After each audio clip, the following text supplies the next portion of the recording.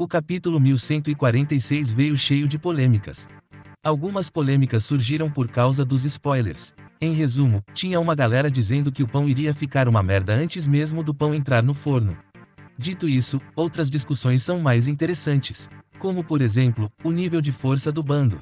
O bando de um imperador ser facilmente derrotado é algo decepcionante. Porém, eu não esperava menos. Confesso que esperava mais do Jinbe, mas o Tritão, coitado, não pode ir contra a mão invisível do roteiro. Infelizmente, o timoneiro foi rebaixado ao nível do Usopp e foi igualmente humilhado. O bando de um imperador completamente derrotado e digo mais, podia ser pior, mas como falta coragem no Oda, ninguém vai terminar como o Luffy terminou o arco de Marineford. O grupo é tão insignificante que a Gunko só os tangeu pra longe. Agora, o outro motivo, o menos legal.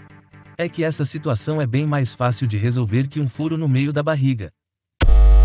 Pausa para solicitar o like a boss. Deixe o like. Muito bem, o capítulo retorna com a história de capa do Yamato. Um retorno surpreendente para alguns. A comunidade japonesa realmente acertou e a Uchi se declarou uma seguidora do Yamato. Por tabela, o página 1 também se tornará. E isso é um paralelo ao Oden que nunca quis ter seguidores. Ou seja, o Yamato vai terminar numa panela de óleo fervendo. Mas enfim, saindo desse absurdo e entrando em outro.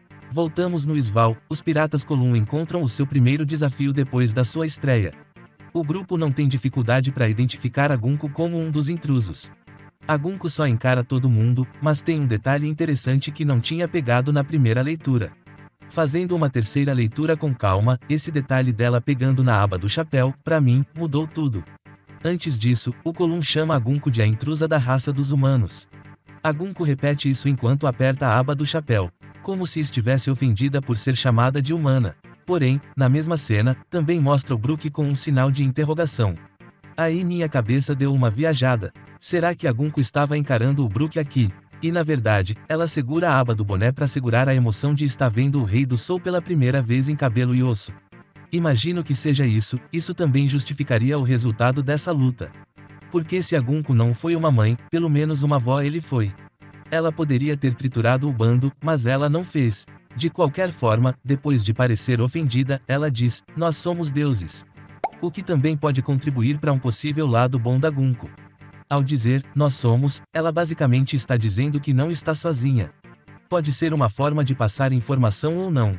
De qualquer forma, o fato dela se declarar uma deusa e uma feiticeira, não diz nada para o bando. Ninguém encara ela como sendo uma dragão celestial. O Usopp até chega a comentar como a forma de falar da Gunko lembra o Enel e os dragões celestiais, ou seja, para ele, ela não é uma nobre mundial e o motivo disso vai ser explicado em breve. Mas antes disso, o grupo começa a fazer várias perguntas para Gunko, sobre o porquê estão tentando sequestrar as crianças.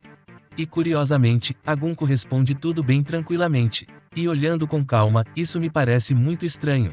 Porque ela está se explicando. E se explicando para a tripulação do Imperador Luffy, herdeiro do poder de Nika. Será que é medo do Luffy aparecer do nada, então ela está enrolando para ver se é seguro? Seria engraçado se fosse, porém, acho que existe um motivo para isso. Antes de tudo, não sou fã da teoria da Gunko ser um clone da Jinbe. Gosto da ideia dela ser uma espiã. Graças ao Loki, sabemos que um cavaleiro pode ser recrutado. Ou seja, a origem desse cavaleiro não precisa ser, entre aspas, nobre. Apesar do Loki ser um príncipe e o seu pai ser um aliado do governo. Ainda assim, a tentativa de recrutar o Loki, mostra que o governo está aberto a recrutar seres de fora da sua bolha. Então, se os revolucionários sabem disso, eles poderiam mandar uma espiã para lá. E se a Gunko de fato é uma espiã, o monólogo dela acaba tendo outro significado. Porque no fundo, não existe um motivo para ela se explicar tão profundamente para os aliados do atual usuário da fruta do Nika. A única explicação possível seria, revelar os motivos por trás desse ataque para que essa informação fosse entregue a alguém. E quem seria esse alguém? Só pode ser o pai do Luffy, o Dragon dos Três Pontinhos. Infelizmente, ela não sabe que o time do Luffy não é conhecido por falar. O bando do Luffy possui o maior número de guardadores de segredo no mundo. Dito isso, mais pra frente vemos que o Somers quer mandar uma mensagem para toda Elbaf. Dependendo do que ele disser, minha teoria pode ganhar corpo e poder. Mas bem, voltando para Gunko, a explicadora. A garota fala, não só se explica como revela coisas que o grupo nem perguntou. Então ela começa dizendo que a ideia era levar as crianças no sapatinho, mas infelizmente não deu. Então o plano foi alterado um pouco, mas o destino final continua sendo a terra de marihuana. Foi só então que o grupo sacou que a perua é uma dragão celestial. Porém, o Usopp trouxe uma dúvida para discussão, afinal, a Gunko não é um dragão muito padrão, né?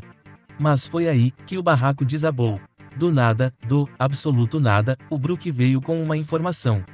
Como quem não quer nada, ele simplesmente expôs que sabe que existe seres acima dos Tenryubito e achando pouco, ele cravou que ela seria um cavaleiro de Deus. Assim, como se tivesse falando de pão. E aí eu fiquei quebrado. Como o Brook sabe de algo que deveria ser segredo? Ou talvez o Oda não soube apresentar os cavaleiros corretamente. Para mim, os cavaleiros eram um grupo secreto. E talvez seja, mas aí, seria bom explicar como o Brook sabe sobre a existência de seres acima dos Tenryubitos. Inclusive, se prestar atenção, ninguém ficou surpreso com o que o Brook diz. Será que os cavaleiros de Deus não são tão secretos quanto pensei? Pensei bem, nem os gigantes agiram com surpresa quando Loki falou sobre os cavaleiros de Deus. Aparentemente, os cavaleiros são mais conhecidos do que parece. Mas bem, voltando para a Gunko, ela confirma que o Brook está certo e na sequência, arma um ataque contra o ser mais fraco em campo. Ela estica uma seta até o Usopp que tenta se livrar dela sem sucesso. Ao mesmo tempo, a Nami decide atacar a Gunko usando os Zeus. A nuvem assume a forma de um tubarão carregado de raios e se joga na Gunko. Um golpe novo, o tubarão do trovão do tempo, um nome horroroso em português. De qualquer forma, a Gunko usa uma seta e manda o tubarão de volta. Nessa, podemos mais uma vez, ver a Gunko pegando leve com o bando. As setas da Gunko, elas nunca erram. Porém, dessa vez ela errou. Errou de forma cirúrgica e mandou o tubarão no Brook. O único ser no navio que é imune a raios. Além desse fato curioso, ela também faz uma pausa, claramente afetada por ter atacado o seu ídolo. Ela só volta a falar depois que vê o Brook bem. Já peguei tudo. E veja, ela segue falando, se explicando sobre coisas que ninguém perguntou. Quando ela fingiu atacar a Nami, ela já começou um novo assunto que ninguém perguntou, e o novo assunto é sobre o fim do mundo. Ela diz que num certo dia, o mundo simplesmente desapareceria. Entretanto, algumas pessoas descobriram e decidiram partilhar para todo o mundo. Nesse momento, tô buscando na memória, mas não lembro se o bando ouviu a transmissão do Vegapunk. Não lembro, até porque o assunto dilúvio não foi mais comentado depois de Egghead. Enfim, vou supor que não. Bem, voltando para Gunko, ela faz uma nova pausa.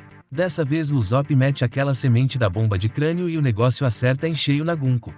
Curiosamente, o tiro só destrói a parte superior do corpo dela. Além disso, a Gunko poderia ter mandado essa bala de volta. Porém, imagino que ela percebeu que mandar de volta a bala seria muito perigoso. Algo que só uma mãe faria. De qualquer forma, a Gunko mostra que também possui o poder de regeneração ultra acelerado, igual aos anciões. E nesse exato momento, os Cavaleiros de Deus finalmente se tornaram verdadeiramente um problema. Não pelos poderes, que são realmente bem poderosos, mas não importa o poder da fruta, Haki do armamento resolve tudo. O real problema é que eles são imortais. Enquanto a resposta para essa imortalidade não é encontrada, esses caras são invencíveis. E aí, eu acredito que a resposta será descoberta nesse arco. Acredito que esse arco vai ter duas coisas importantes. A primeira é fazer essa galera, Chopper, Nami, Brook, Usopp e Robin, a finalmente buscarem aprender Haki. E a segunda é a revelação do segredo por trás da imortalidade dos cavaleiros e anciões. Imagino que não deve ser algo muito difícil de descobrir, afinal de contas, o trio poderia simplesmente enfrentar os gigantes de frente e esperar eles ficarem cansados. Se não fazem isso, é porque não podem. Bem, voltando para o drama, vou só ignorar a parte que eles ficam com pena de um nobre mundial. O Oda se perdeu legal nisso. Mas bem, a Gunko se regenera e continua falando. Dessa vez ela diz que não tem mais como parar. Essa frase me lembra alguém, mas não tenho certeza quem foi que falou. Bem, de qualquer forma, a Gunko arma um novo ataque e mais uma vez foca no Usopp. Enquanto a Gunko diz que ninguém mais pode parar. E nesse momento, mais uma cena duvidosa acontece. O pessoal decide se reunir em volta do Usopp, mas ninguém tenta destruir a merda da seta. O Jinbei não tenta partir o negócio com Haki, o Brook não tenta cortar. E nem o Usopp tenta queimar o negócio. A única que tenta fazer alguma coisa é a Nami, mas ela também não faz nada digno de nota. O máximo que ela faz é tentar puxar a seta, logo ela que é reconhecida pela força, certo? Bem, como essa cena é bem ridícula, o Oda usa a mesma estratégia usada na fala do Brook, ele joga outra cena por cima para mudar o foco. Dessa vez, ele mostra o Dory e Brog destruindo os pesadelos. A dupla é muito fora da curva, sem dúvida são os gigantes mais fortes de Elbaf, talvez só fiquem atrás do Loki. E falando do príncipe amaldiçoado, também vemos ele ao lado do Luffy, a dupla está estufada de tanto comer. O Loki é um exemplo de vilão. Porém, além dessa demonstração de poder por parte dos gigantes, também temos a Gunko, a mulher começou e agora não quer mais parar de falar. Dessa vez, ela de certa forma, revive as falas do Kaido e Barba Branca ao dizer que uma enorme batalha engolirá o mundo. Obviamente, o Barba Branca estava falando sobre a pessoa que encontraria o One Piece, ou seja, o One Piece deve falar sobre o dilúvio. O Kaido queria criar a sua própria guerra, com jogos e garotas do Job. Já a Gunko está falando sobre a batalha pela linha vermelha. Agora que as pessoas sabem que o mundo vai afundar, o único lugar seguro é a linha vermelha. Dito isso, essa parte quando saiu nos spoilers, causou muita confusão. Não dá pra fazer teoria com spoiler, mas o pessoal quer farmar views. Agora com o capítulo na mão, dá pra entender que a Gunko não está dizendo que os gigantes são importantes, como se eles tivessem ou soubessem de algo. Me parece mais como uma força considerável. Ou seja, se os gigantes se aliarem ao exército revolucionário, o governo vai ter que os eliminar o mais rápido possível. E o inverso também é verdade. Inclusive, pode ser que coisas parecidas aconteçam no Reino do Mar. Pode ser que os cavaleiros tentem forçar uma aliança com o povo do mar. Também sabemos que o Barba Negra vai aprender sobre Poseidon. Já pensou, Piratas do Barba Negra versus Cavaleiros de Deus? Isso pode acontecer a qualquer momento Enfim, voltando para a mãe Gunko. Ela finalmente termina de passar o relatório. Mensagem entregue, ela parte pra porradaria. De forma muito suave, a Gunko captura o Kolum, em seguida, usa duas setas e força o Jinbei e o Brook a se atacarem. Depois de eliminar os mais fortes no barco, ela derruba a Nami com um coice no queixo e finaliza o Usopp com uma joelhada no meio da cara. Em alguns movimentos bem simples, a Gunko derruba todos os chapéus de palha do Sval. Com uma facilidade, que nem parece ser um bando de um imperador do mar. Foi humilhante, parecia o Brasil contra a Alemanha, ou pior, Brasil contra a Argentina. É papo pra se aposentar. Esse pessoal tá de brincadeira. A sorte é que a Gunko é uma mãe, ou então estaria todo mundo pregado no navio agonizando. E o fato da Gunko ter pegado leve fica ainda mais claro quando a cena muda. Primeiro vemos o que o Killingham faz com o diretor. O coitado do velho apanhou tanto que perdeu um dente. E ainda pior está o Saulo. O maluco está todo lenhado. O Somers fez uma espada de espinhos, prendeu o Saulo num campo de espinhos e fez igual a polícia faz quando encontra Rico na rua. E falando sobre essa cena em específico, no grupo do WhatsApp, gerou muita discussão. Tinha um pessoal que queria ver a Robin lutando. Não só a Robin como o Chopper. Mas assim, eles não iriam lutar, para uma luta acontecer, eles teriam que ter um nível minimamente parecido e a dupla não chega nem perto. O Saulo é mais forte que a Robin e o Chopper, e a diferença não é pequena. Se eles saem pra lutar, a cena seria feia. Não tem a mãe Gunko pra passar a mão na cabecinha deles aqui. Fora que o Saulo pediu pra que os dois ajudassem as crianças. Então, sei que é difícil perceber que mais da metade do bando está muito fraco para o nível de dificuldade que o futuro está trazendo, mas vocês têm que aceitar. Só vimos algo assim no arco de Sabaody, então é possível que role um treino intensivo sobre Haki no final do arco. Inclusive, desde Egghead que o Frank tem Haki, não só o Frank tem, como a Bonnie também tem. E é um Haki forte, porque o Luffy reclama quando a dupla ao lado do Sanji atacam ele. Mas enfim, voltando para a Batalha dos Espinhos, o Saulo é completamente derrotado. Robin e Chopper se escondem, torcendo para o inimigo não ter Haki da observação. E de fato, o Somers não parece sentir a dupla enquanto começa a sua transmissão para Elbaf. Imagino que a sua fala nesse momento esteja sendo ouvida em toda Elbaf através do Dengo Mushi que o Killingham pegou. E o que ele diz não é bonito. Ele declara que os gigantes devem ser soldados mercenários a serviço do governo mundial. E ele deixa bem claro que o rei Harald sabia disso e concordava.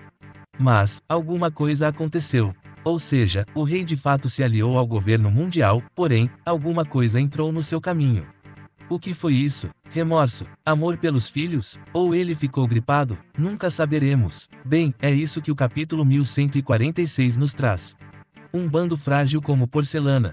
Uma Gunko extremamente mãezona. E um Luffy de lazer, vivendo a vida que pediu ao Imu. Bom, não vou tentar adivinhar o que vai vir no próximo capítulo, cansei de errar. Bem, é isso, obrigado por assistir. E tchau! Você chegou até aqui. Até abraço e até a próxima.